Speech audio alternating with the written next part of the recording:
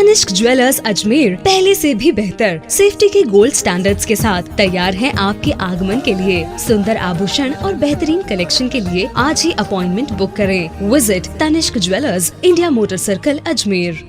देखिए, सोमवार की शाम को एसीबी की टीम ने एमडीएस यूनिवर्सिटी के वीसी आरपी सिंह के जो सरकारी आवास है वहां पर दबिश दी थी और इस दबिश के दौरान 2,20,000 रुपए की रिश्वत वाया दलाल के लेने का खुलासा हुआ था। और दलाल जो रणजीत चौधरी हैं वो वीसी के बिल्कुल घनिष्ठ बताए जाते हैं। काफ़ी 20 साल से लगभग बताया जा रहा है कि 20 साल से रणजीत चौधरी जो हैं वो वीसी आरपी सिंह के साथ ही रहते हैं। उनका निजी ड्राइवर, निजी सुरक्षा गार्ड के तौर पर रहते हैं और लगातार वीसी के जितने भी काम होते हैं उन तमाम कामों को चलाने का जो काम था वो रणजीत चौधरी दलाल का ही था। और आरपी सिंह के साथ घर के ऊपर ही जो सरकारी आवास है यहीं पर रणजीत चौधरी रहता था। लेकिन आज जो पूरी तरीके से एसीबी जांच पड़ताल कर रही है, इस जांच पड़ताल में अब कई नए खुलासे होने की संभावना बताई जा रही है कि आने वाले कुछ दिनों के अंदर जैसे जैसे जांच की गति तेज होगी वैसे वैसे इस मामले के अंदर कई तरह के खुलासे होंगे, जिसमें एमडीएस यूनिवर्सिटी से मान्यता जो कॉलेजों को मिलती है, लेनी होती है नए कॉलेजों को, उनको लेकर किस तरीके से लेन देन यहाँ पे चलता है, किस तरीके से उन कॉलेजों तक वीसी का जो दलाल है रणजीत चौधरी ये पहुँचता है, ये किस तरीके से उन लोगों को अपने झांसे में फंसाता है, इस पूरे मामले की जांच होगी। इसके साथ साथ जांच ये भी होगी कि कॉलेजों को मान्यता दिलाने के लिए कितने रुपए की राशि तय की जाती है। अभी तक राजस्थान के अंदर किन किन कॉलेजों को आरपी सिंह ने वाया रणजीत चौधरी जो दलाल है इसके जरिए कौन कौन से कॉलेजों से रिश्वत ली है, कौन कौन से कॉलेजों की रिश्वत आना बाकी थी, इन तमाम चीज़ों के ऊपर अभी अनुसंधान किया जा रहा है। एविडेंस कलेक्शन का काम इस वक्त एसीबी कर रही है कि ज़्यादा से ज़्यादा उनको जानकारी मिल पाए। और इसी बीच आज मंगलवार की सुबह जो परीक्षा नियंत्रक हैं एमडीएस यूनिवर्सिटी के सुब्रतो राय, उनको भी एसीबी ने तलब किया है। और आपको बता दें कि जो ईडीजी दिनेश एमएन है जिनके निर्देशन में पूरी कार्रवाई चल रही है, ये आज अजमेर पहुंच चुके हैं और अजमेर पहुंचने के बाद उन्होंने परीक्षा नियंत्रक सुब्रतो राय को भी वहां पर बुलाया है। तमाम तरीके के दस्तावेजों को एमडीएस यूनिवर्सिटी से जो वीसी से संबंधित थे, वीसी के कार्यालय में थे, उन तमाम दस्तावेजों को एसीबी ने अपने उसमें जांच के घेरे में ले लिया है। और उसके साथ साथ जो परीक्षा नियंत्रक का कार्यालय है यहाँ से भी महत्वपूर्ण दस्तावेजों को इकट्ठा किया गया है। सबसे बड़ी बात यह है कि जो प्राइवेट कॉलेजेस जितने भी थे, निजी महाविद्यालय हैं राजस्थान के अंदर जो एमडीएस यूनिवर्सिटी से संबंधित हैं, जिनके मान्यता से संबंधित परीक्षा केंद्रों में सीटों के से संबंधित हैं, परीक्षा केंद्रों को बनाने से संबंधित मामले हैं, जितनी भी यह फाइलें थी इन तमाम फाइलों को एसीबी ने अपने गिरफ्त में ले लिया है। और इसके बाद अब जाँच इस दिशा में की जा रही है कि क्या परीक्षा नियंत्रक भी इस पूरी भूमिका के अंदर वीसी के साथ शामिल थे या नहीं थे। क्योंकि जो एमडीएस यूनिवर्सिटी है यहाँ पर चर्चा ये इसी बात की चल रही थी कि वीसी के साथ साथ कई 2-3 लोग ऐसे भी हैं जो इस पूरे खेल के अंदर शामिल हैं। लेकिन अब इस खेल के साथ साथ उन लोगों को भी पकड़ने की कोशिश में एसीबी लग चुकी है जो लोग वाकई दलाली दिया करते थे। यहाँ पे दलाल रणजीत चौधरी तो हिरासत में आए हैं। इसके साथ ही सोमवार शाम को राहुल मिर्दा मेमोरियल कॉलेज है जुंजाला नागौर का, इसके प्रतिनिधि महिपाल जो रिश्वत देने आए थे 2,20,000 रुपए की, उनको भी हिरासत में लिया है। तो एसीबी अब इसी तरीके की मदद आम लोगों से भी मांग रही है कि अगर उनको भी इस तरीके की कोई बातचीत है या किसी कॉलेज को इस तरीके की शिकायत वीसी से है तो वो एसीबी के पास आए और एसीबी को इस मामले के बारे में और जानकारी दें कि क्या वाकई उनसे भी किसी प्रकार से रिश्वत की मांग की गई थी या नहीं की गई थी, या किसी प्रकार से उनकी फाइलों को रोककर क्या किसी प्रकार के पैसे के लेन देन का दबाव बनाया गया था। तो इन तमाम चीज़ों को एसीबी अब ये चाह रही है कि अगर किसी और के साथ भी ऐसा हुआ है तो वो खुलकर एसीबी के पास आए। एसीबी उस मामले की पड़ताल बनाएगी और उस मामले में एविडेंसों को और एसीबी जुटाना चाहती है। सबसे इस मामले की पूरी गंभीरता को आप देखिए कि एमडीएस यूनिवर्सिटी के जो वीसी हैं आरपी सिंह, वो सोमवार की सुबह राष्ट्रपति के साथ वेबिनार में बैठे होते हैं, लेकिन आप देखिए शाम होते होते एसीबी ने उनको अपने रडार पर ले रखा था और शाम होते होते जो लेन देन 2,20,000 रुपये की रिश्वत का मामला है उसमें गिरफ्तार करती है और सीधी तौर पर जो महत्वपूर्ण बात यह है कि इस पूरे मामले के अंदर जो मॉनिटरिंग हो रही थी, जो सर्विलांस, मोबाइल को सर्विलांस पे रखा गया था, ये जो पूरी प्रक्रिया है ये जयपुर से हो रही थी। यानी कि अजमेर एसीबी में जो सर्विलांस का जो सिस्टम है वो यहाँ से सर्विलांस इनके नंबरों को नहीं लिया गया था।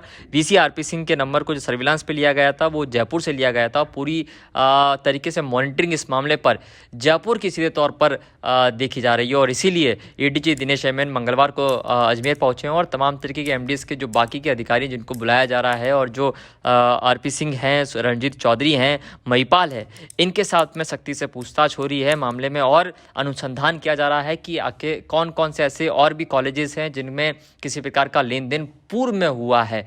हालांकि आपको बता दें कि ये पूरा मामला जो है भीलवाड़ा के कॉलेज के संचालक ने इस मामले की शिकायत एसीबी को दी थी और उसमें कहा था कि इस तरीके का लेन देन की बात हो रही है। तो तभी से एसीबी ने इस मामले के ऊपर निगरानी रखना शुरू कर दिया था और वीसी को सर्विलांस पे लिया गया था जिसमें रणजीत चौधरी भी आए। लेकिन जैसे ही एसीबी को तय तारीख और एक तय पैसे की जानकारी मिली है, सर्विलांस पे मोबाइल जब रखा गया था तो उसमें इस बात की जानकारी आई। उस जानकारी के साथ ही एसीबी ने इस मामले में दबिश दी। आपको बता दें ये पूरा जो मामला है, इस मामले के अंदर राहुल मृदा मेमोरियल कॉलेज झुंझाला नागौर में सीटों में बढ़ोतरी और मान्यता से संबंधित मसलों का ये पूरी फाइल वीसी के आरपी सिंह के पास में थी और यहाँ पर 5 लाख रुपए की डिमांड की गई थी।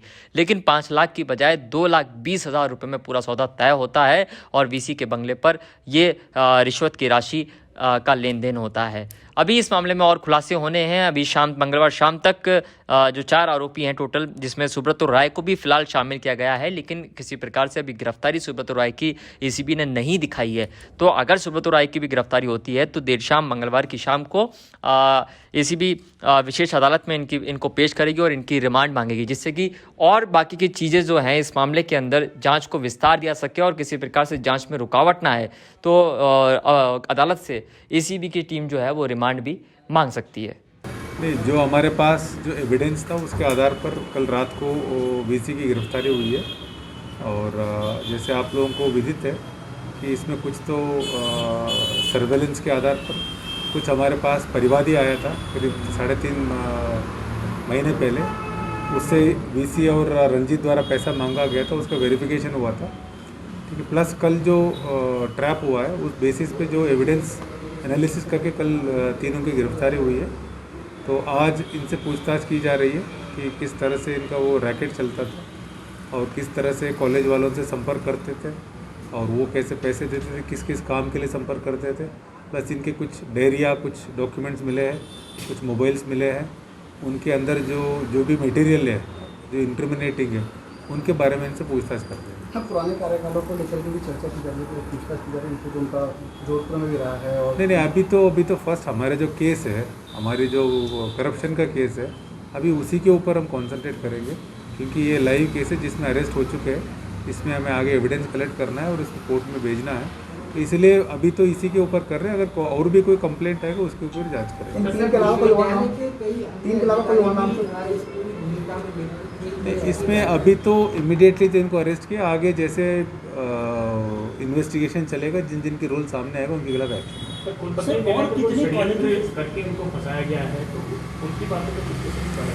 नहीं, वो तो उसके बारे में तो मैं कुछ नहीं कह सकता। हमारे पास एक परिवादी है, उसकी वेरिफिकेशन है जिसमें कुलपति द्वारा पैसा मांगा गया था।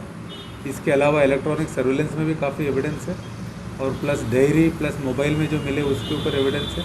और जो कुलपति के घर पे ही पैसा लिया गया, जो रणजीत है उन्हीं के घर पे रहता था और घर पे पैसा लिया गया, तो सर्कमस्टेंशियल एविडेंस इन सबको देखते हुए हमने अरेस्ट किया। सर, रणजीत की क्या भूमिका है पूरी घटना में? इसके अलावा और भी कोई वारदात? नहीं, इनके साथ ही रहता था, इनके घर पे रहता था और यूनिवर्सिटी में भी शायद इसके लिए कमरा था।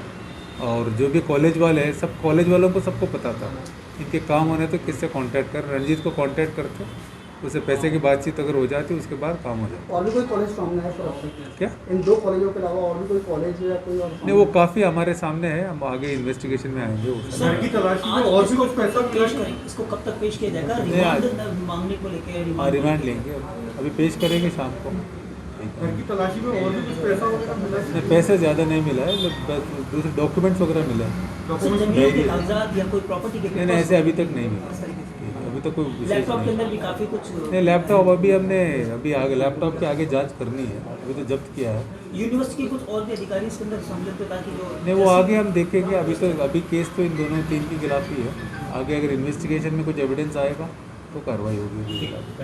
सर इनिशियल इन्वेस्टिगेशन में वीसी साहब का डायरेक्ट लिंकअप बना है क्या? हाँ, वीसी साहब का डायरेक्ट लिंकअप है। एक परिवादी भीलवाड़ा कॉलेज का एक परिवादी आया था, उनसे इन्होंने पैसा मांगा था, प्लस इनके रंजीत ने पैसा मांगा था। उसका वेरिफिकेशन हमने कराया था, उस वेरिफिकेशन में पैसे मांगने की पुष्टि हुई है।